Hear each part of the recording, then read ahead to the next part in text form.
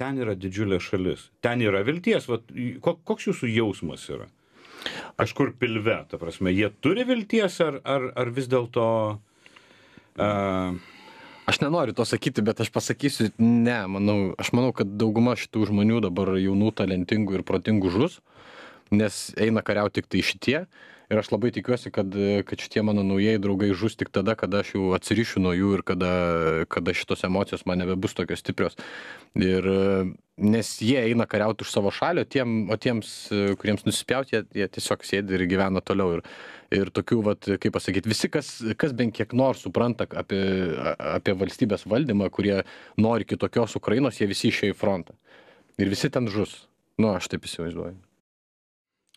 Kažkada tai, kai pas mus buvo dainuojanti revoliucija ir sąjūdis ir viskas, tai, gal ne visi, bet daugelis tikėjo, kad tikrai bus gerai, kad bus taip, kaip dabar yra.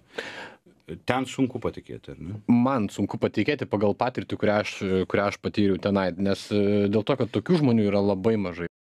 Bet manęs turbūt nieks neapkaltins tikinčių sąmokslo teorijom, bet apsilankęs Ukrainoje, aš kažkaip neatmešiau tos galimybės, kurie yra įtikėję visi šitie savanoriai.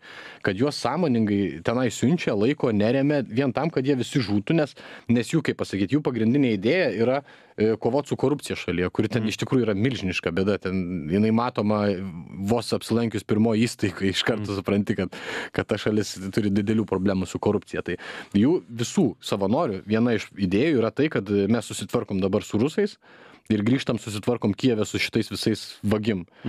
Tai ir jie tiki, kad jų nieks neremia vien dėl to, kad jie visi žūtų. Tai, nelabai laukia, kad jie grįžtų ir ateitų į Kijevą tvarkytis. Ir žinokit, aš negaliu sakyti, kad 100% tikiu, galbūt aš neturiu tiek daug informacijos, kad galėčiau teikti, bet man susidaro įspūdis, kad tokia galimybė tikrai yra, nes ten kai kurie dalykai yra visiškai protu nesuvokiami. Tai, pavyzdžiui, toksai atvejis irgi. Savanoriai, tokie patriotiški jaunuoliai išėjo į žygį, jiems vadas liepė perkelt savo stovyklą 2 kilometrus į kitą pusę. Jie, kadangi savanoriai, jie ten tingėjo, nusispjauti, jiems vis tiek jie ne visai pavaldus ten, tai jie neperėjo tos 2 kilometrus, bet po kažkiek laiko sužinojo, kad ten buvo viskas subombarduota tuščioje vietoje. Tiesiog, jeigu jie būtų ten nuėję, jie būtų žuvę visi. Tai tokie irgi